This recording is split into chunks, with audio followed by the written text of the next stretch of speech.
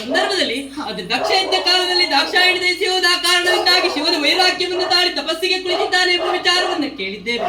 ಅವನ ತಪವನ್ನು ಕೆಡಿಸುವುದಕ್ಕಾಗಿ ಅಲ್ಲಿವರೆಗಾಗಿ ಹೋಗುತ್ತೇನೆ, ಪಂಚ ಶರಗಳನ್ನು ಅವನ ಮೇಲೆ ಬೀಳಿಸ್ತೇನೆ ಎಂಬುದಾಗಿ ಹೇಳುವುದಕ್ಕಾಗಿ ಇಲ್ಲಿವರೆಗಾಗಿ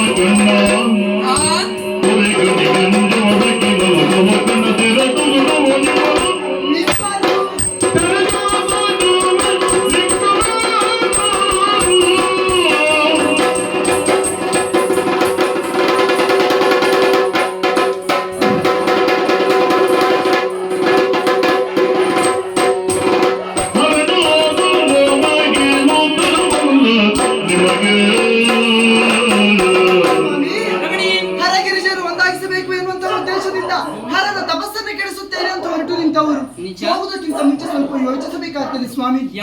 ಅದೆಷ್ಟೋ ದಾನವರಿಗಾಗಲಿ ದಯಿಸಿ ಮಣ್ಣಲ್ಲಿ ಮಣ್ಣಾಗಿ ಹೋಗಿದ್ದಾರೆ. ಯಾವುದೇ ಒಂದು ಕೆಲಸವನ್ನ ಮಾಡುವಾಗ 1000 ಬಾರಿ ಯೋಚಿಸಬೇಕಂತೆ.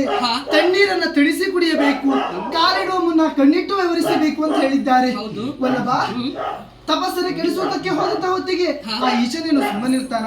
ಅವನ ಕಡೆ ಗಣ್ಣನ್ನು ತೆಗೆದು ಈ ಲೋಕವನ್ನೇ ಸುಟ್ಟು ಭಸ್ಮವಾಗಿಸಿ ಬಿಡ್ತಾನೆ. ಇಂತಹ ಕೆಲಸ ನಿಮ್ಗೆ ಒಳಿತನ್ನು ತರ್ತದ, ಶ್ರೇಯಸ್ಸನ್ನು ತರ್ತದ ಸ್ವಾಮಿ? ನಿಮ್ಮನ್ನ ಕಳೆದುಕೊಂಡು ಬದುಕುವಂತ ಶಕ್ತಿ ನನ್ನಲ್ಲುಂಟ, ಬೇಡವಲ್ಲವ? ರಮಣಿ, ಲೋಕ ಕಂಟಕನಾಗಿ ಮೆರೆಯುವಂತಹ ಆ ದುಷ್ಟನ ಹನನ ಆಗಬೇಕು ಅಂತ ಆದ್ರೆ ಅಲ್ಲಿವರೆಗಾಗಿ ಹೋಗಲೇಬೇಕು. ಲೋಕ ಕಲ್ಯಾಣ ಕಾರ್ಯವನ್ನು ನಾನು ಮಾಡಬೇಕು ಎನ್ನುವುದಾಗಿ ಪಟ್ಟನ್ನು ಹಿಡಿದವನಿದ್ದೇನೆ. ಹಾಗಾಗಿ ಹೇಳ್ತಾ ಇದ್ದೇನೆ, ಆ ಕಿಚ್ಚು ಗಣ್ಣಿನ ಬಗೆಗಾಗಿ ಭಯವಿಲ್ಲ, ಹೋಗಲೇಬೇಕು ನಾನು. ಆದಷ್ಟು ಬೇಗ ಅರಮನೆಯನ್ನು ಸೇರಬೇಕು. ನಿಮ್ಮ ನಿರೀಕ್ಷಣೆ ಆದಂತೆ